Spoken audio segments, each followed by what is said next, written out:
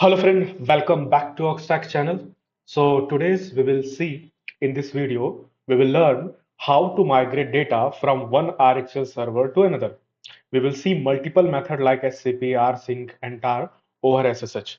So first question or first point will be how to migrate data from one RHEL server to another server. Okay, and we will see multiple multiple methods like SCP, Rsync, and tar over the SSH.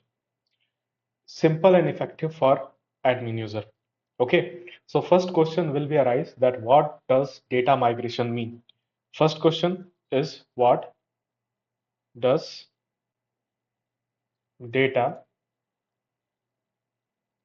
migration mean? So the answer will be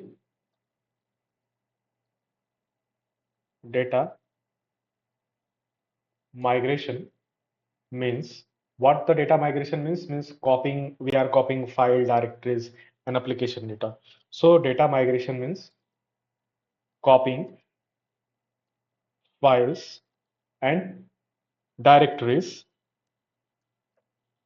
and entire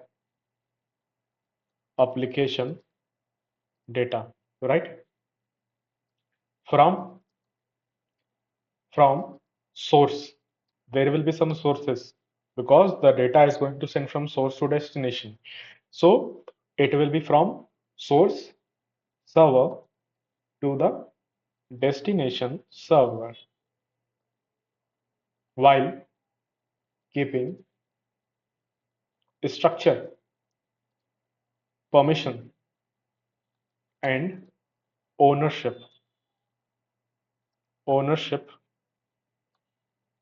intact. So we have seen what is the mean of data migration. Data migration means copying a file, directories, or entire application data from source server to the destination server while keeping structure, permission, and ownership intact. Okay, what will be first method? Method one. Method one is using the SCP or secure copy. Method one is using SCP, which is mean the secure copy. So SCP is simplest method for one time transfer. We can write there SCP is the simplest. SCP is the simplest method for one time transfer. SCP is the one of the simplest method for one time transfer. Now, example, for example, what we want to do, just consider a location word www. We want to copy from server A to server B. Example, copy word www from server A, or I will write to server B, for example. So what the command will be there? Command will be scp -r, then location word www, then what is the username? Because on the server B, if you are sharing something or from the server A, so in the destination location, there will be some user account. So by using the user account, you are sharing the data there, right? So by default, user at the rate, there will be IP, right? IP, for example, 192.168.1.20. Okay, in that location you can mention /var/www. Okay, so here what we are doing, -r option you have seen there. What is the mean of -r option? R is used for the copy recursively. when you are copying recursively, -r option is going to use, right?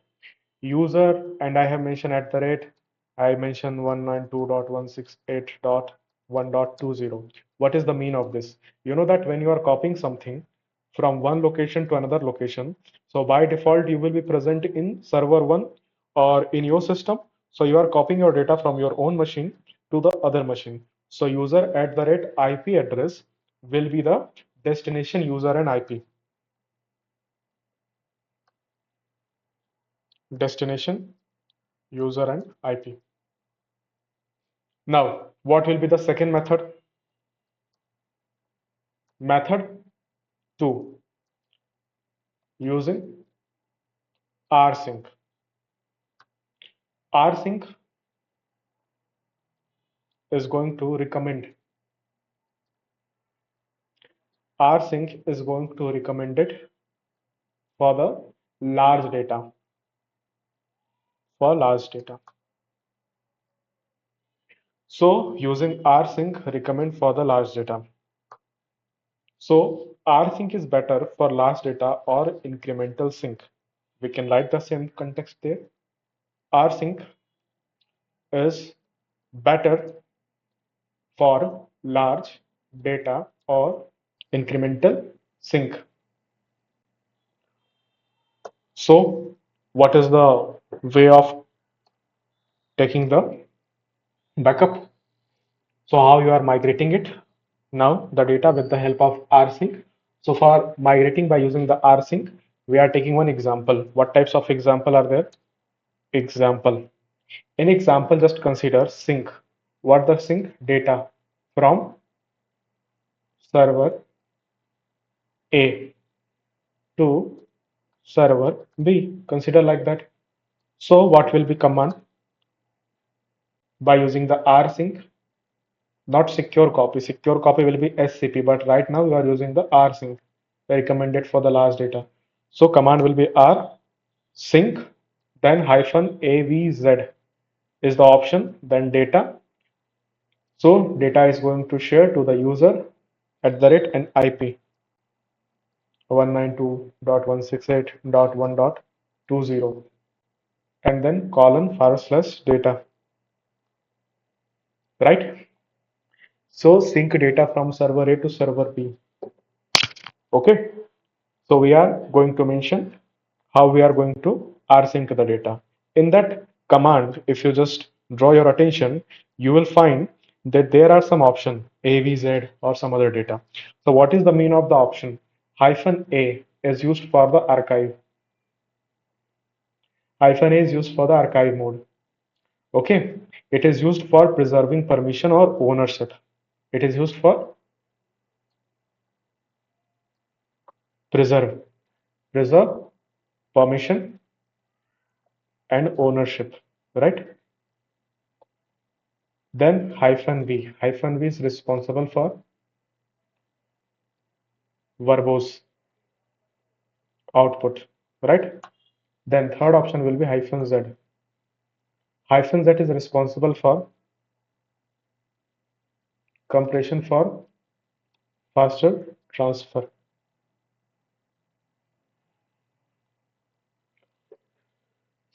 -a option for the archive mode. Archiving means preserving some permission or ownership.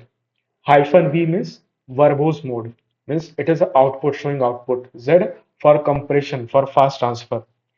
Okay, so rsync will only copy the change file if run again. If you are running again the rsync, so it is not going to copy everything. So I can write as a note that rsync will only copy changed files if run again, right? Now we are going to see the method number 3. Method 3. What will be the third method? Third method will be using tar over SSH. So for large data directories with many small files, tar plus SSH is very efficient. Okay, the same content I can write there. For large directory with many small files. Large directory with many small files is like tar plus SSH is very efficient. So what will be the example there? Example will be tar. We are taking one example. So tar, then C, Z, F hyphen slash var slash log. CZF is option, then SSH user at the rate IP. IP will be 192.168.1.20. Then tar x tar x zf xzf, then hyphen c, then var, then log. So whatever the things we have written there, tar c z f hyphen slash var slash log, then pipe symbol using the SSH username and the IP name. Here we mention all these things. Then by using the tar hyphen tar space xzf, then hyphen capital C slash var slash log. Okay, so these are the options can be used there. So this is the way. So this compress slash var slash log on source and extract directly on the destination. So this command here, which you are looking here, tar xzf, it is for the extracting. If you not want to extract, you can just remove there, no issue, right? So you can remove also there. Okay. So we can mention what is the meaning of this command. Compress, this compresses, this compresses slash var slash log on source and extracts directly on destination. So whatever the things we have discussed till now, what will be the important detail for us? Always ensure the access is working between servers. Okay, we can consider as an important point. What is the important point? First, ensure SSH access is working between servers. Okay, then user should have proper permission. User should have proper permission on both server. Always test with small data before migrating production data. If you are performing these steps, it will be important for us. So whatever the things we have discussed till now, we can make as a quick recap for us. So what will be the quick recap?